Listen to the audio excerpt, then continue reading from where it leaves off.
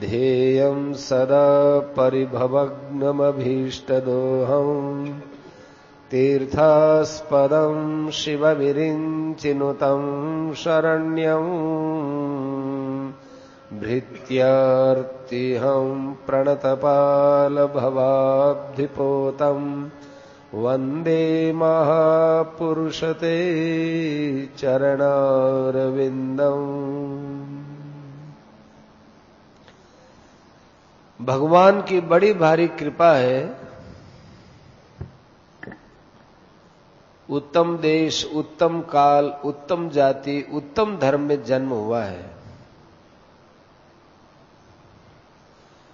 परंतु सबसे बढ़कर बात तो यह है कि अपना समय भगवान की चर्चा में व्यतीत होता है। ये सबसे बड़ी भगवान की कृपा है। सब कृपाओं को पीछे छोड़ो, ये सबसे बड़ी कृपा है। आगे आने वाला समय कैसा है पता नहीं।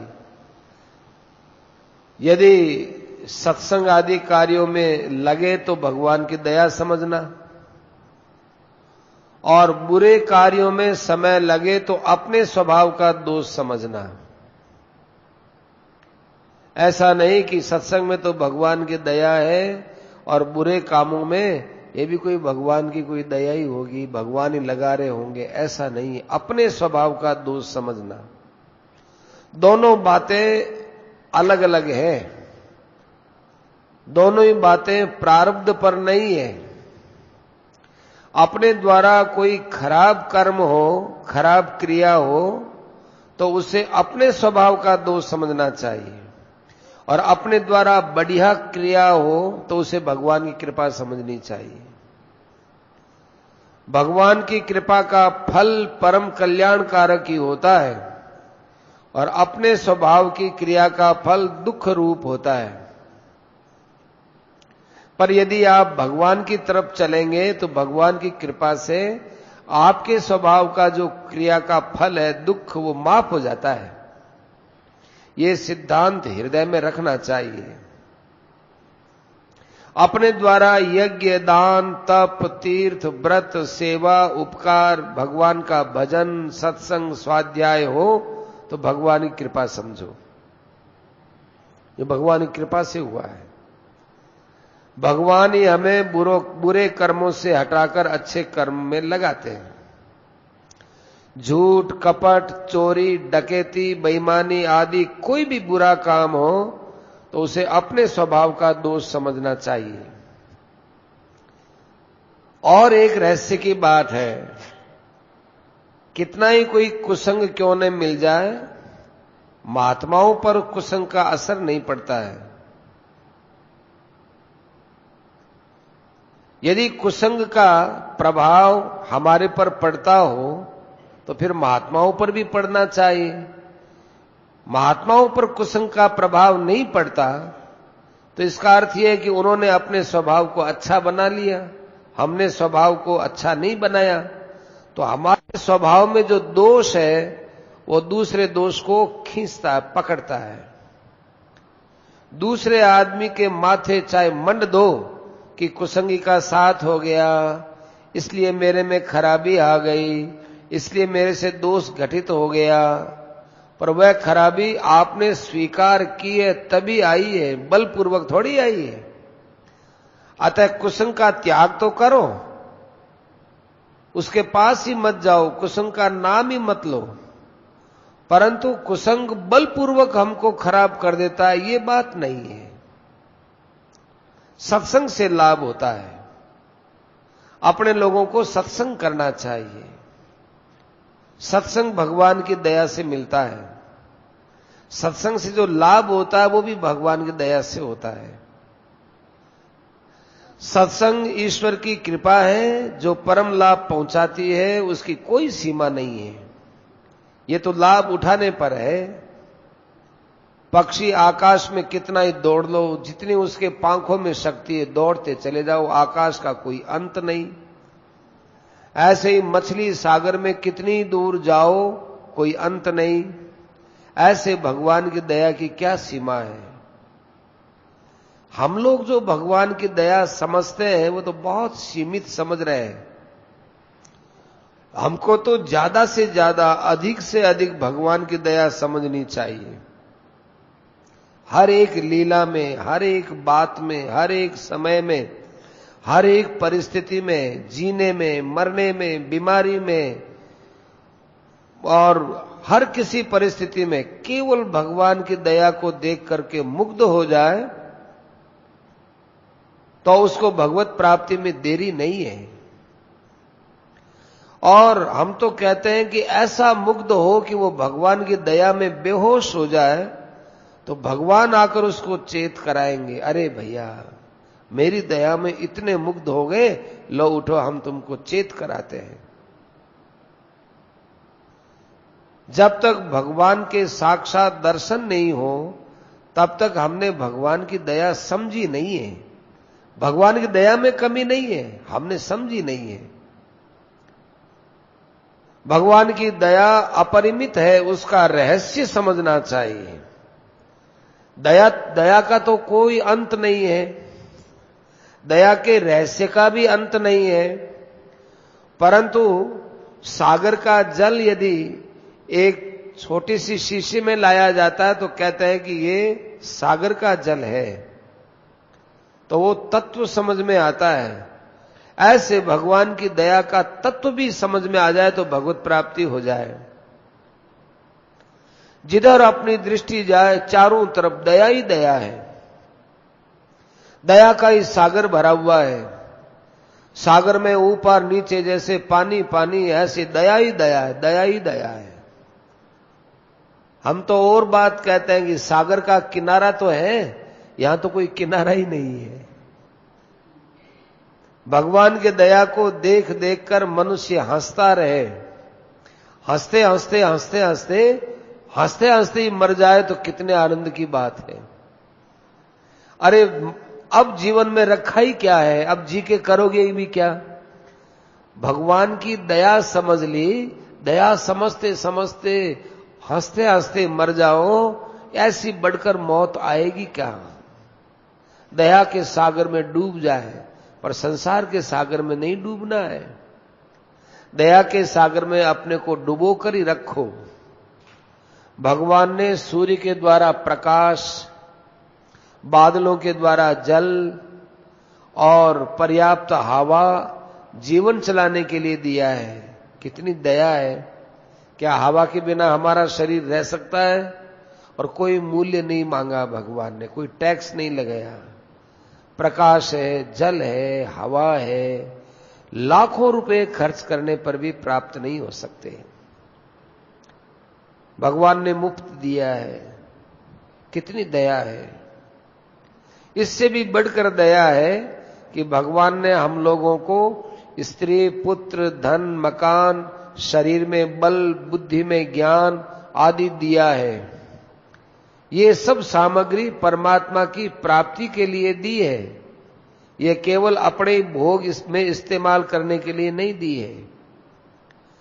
ये तो भगवान की दया है ही कि उन्होंने हमको ये चीजें दी है, किंतु उनसे भी बढ़कर दया है जब भगवान प्रतिकूल परिस्थिति पैदा करते हैं।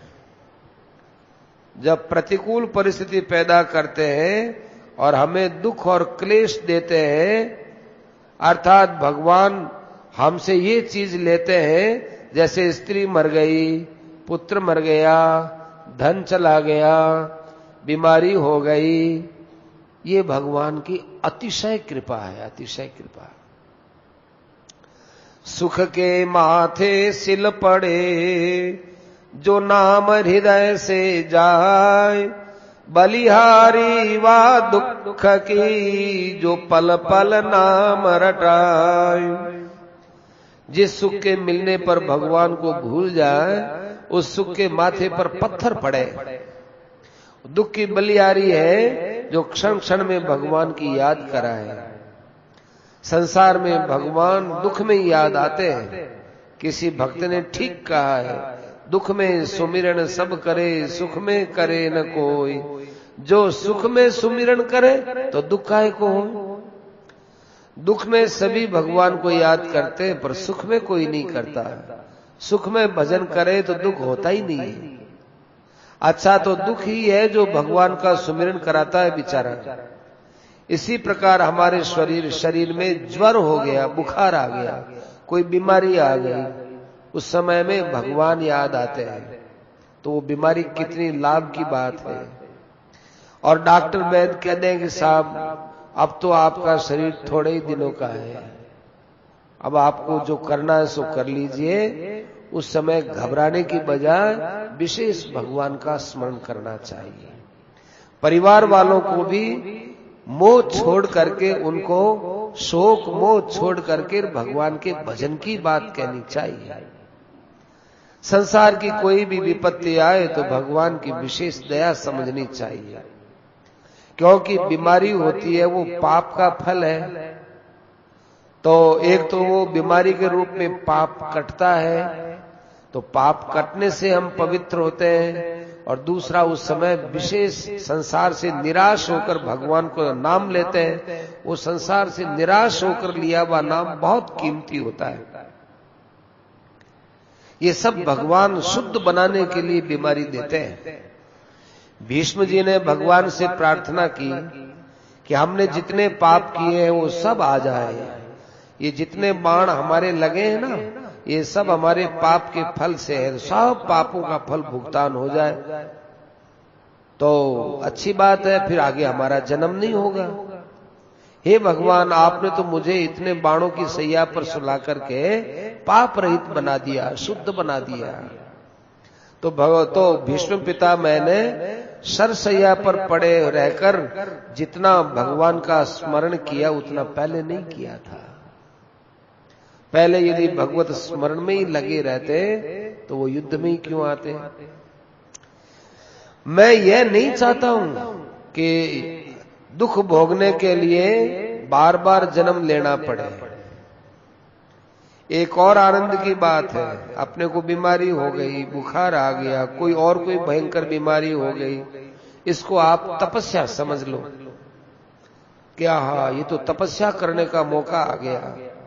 तपस्या में क्या होता है, न तो ढंग से खाने को मिलता, न कोई बात करने वाला मिलता, न कोई पास में फटकता, और शरीर के अंदर कई प्रकार के कष्ट सहन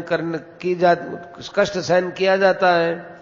तो बीमारी को तपस्या की भावना से आप स्वीकार कीजिए, तो जो तप जानबूझ करके करते हैं उससे दुगुना तिगुना चौगुना लाभ मिलेगा।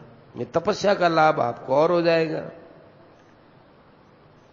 और दुख की प्राप्ति होने पर निरंतर ये बात आती है कि ओहो, मैंने जो पाप किया था ना उसका फल भोग रहा हूं। तो ऐसे करने से आपके मन में एक भावना और बनेगी कि भाई अब पाप नहीं करना चाहिए, ऐसे भोगना पड़ता है, ऐसे भोगना पड़ता है। तो देखो, बीमारी ने आपको पापों से घृणा करवा दी और भगवान की याद दिला दी। भगवान को याद करने में दुख ही तो हेतु बना। जब आप सुख में मस्त थे तो भगवान को कहां याद करते थे। अब दुख आया तो भगवान को याद करते हो, तो दुख तो बहुत अच्छी चीज है। इसलिए हमारे मत में तो दुख को सुख से बढ़कर समझना चाहिए। है तो ये बात कठिन परंतु लाभदायक है। इसलिए विपत्ति में भगवान की विशेष दया समझें। ये बात अलग है कि किसी किसी समय में भगवान की याद सभी को आती है, सभी हो चाहे कोई हो, आती है। यदि याद नहीं आते तो आप क्या करते, कुछ भी नहीं करते। तो ये भगवान की विशेष दया है कि कभी कभी याद के रूप में भगवान आ ही जाते हैं। समय समय पर भगवान आपको याद आ जाते हैं। याद आने के बाद में उनको भुला देना ये हमारी मूर्खता है। वो थोड़े ही कोई भुलवाते हैं। क्यों भुलवाएंगे, यदि भुलवावे तो याद आवे ही क्यों। याद भगवान कराते हैं, भूलते हैं हम, हमारी गलती से भूलते हैं। स्वाभाविक ही कभी भगवान याद आ जाते हैं तो विशेषता से सब काम छोड़ करके भगवान के भजन में लगना चाहिए। माताएं बहनें उधर आ सकते, खाली जगह पड़ी है। खूब आराम से। अब अभी कि भगवान याद आते हो, उस समय सब काम छोड़ करके भगवान का खूब जोर से भजन करना चाहिए। यदि भगवान याद नहीं आते तो हमारा क्या जोर था, क्या कर लेते हम, पर भगवान याद आ गए, निहाल कर दिया। बस उस समय तो अपना सब काम छोड़ो, भगवान को विशेष याद करो। हर एक विषय की प्राप्ति में, हर एक विषय में भगवान की दया को देखना चाहिए। यो माम पश्यति सर्वत्र सर्वं च मयि पश्यति तस्याहम न प्रणश्यामि स न प्रणश्यति। जो मुझको सब जगह देखता है, सब में देखता है, मैं उससे अलग नहीं होता, वो मुझसे अलग नहीं होते। इस प्रकार देखने का जो ज्ञान है वो परमात्मा से होता है। हमारी बुद्धि कैसे भगवान को सब जगह देखेगी, भगवान की कृपा से देखती है। खूब अधिक अधिक प्रसन्न और प्रसन्नता लेनी चाहिए, शांति मिलेगी। कीर्तन करते करते प्रेम में एकदम मूर्छित हो जाए, दिखाने के लिए नहीं, बताने के लिए नहीं, मस्ती में मूर्छित हो जाए। होश सब रहे, होश तो पूरा रहे और मूर्छित हो जाए, ये एक अलग ही अवस्था है। अपने आप को भूल जाए, कीर्तन के सिवा किसी बात का ज्ञान नहीं रहे, भाव बढ़ते बढ़ते बढ़ते बढ़ते एकदम भगवान में ही डूब जाए तो भगवान प्रकट हो जाते हैं। जैसे द्रौपदी ने एक ही बार सकाम भाव से एक आवाज लगाई तो भगवान आ गए। अब भगवान ने देखा कि इतने आर्त भाव से द्रौपदी ने मुझे पहले कभी नहीं पुकारा और बड़ी आवश्यकता है मेरी वहां पहुंचने की, तो भगवान वस्त्र रूप से आ गए। जब आप में थोड़ा सा भी प्रेम बढ़ता है तो उस प्रेम को भगवान बहुत करके मानते हैं। प्रेम बढ़ते बढ़ते इतना बढ़ जाए, इतना बढ़ जाए कि एकदम अपने आप को भूल जाए, मूर्छित हो जाए, प्रेम में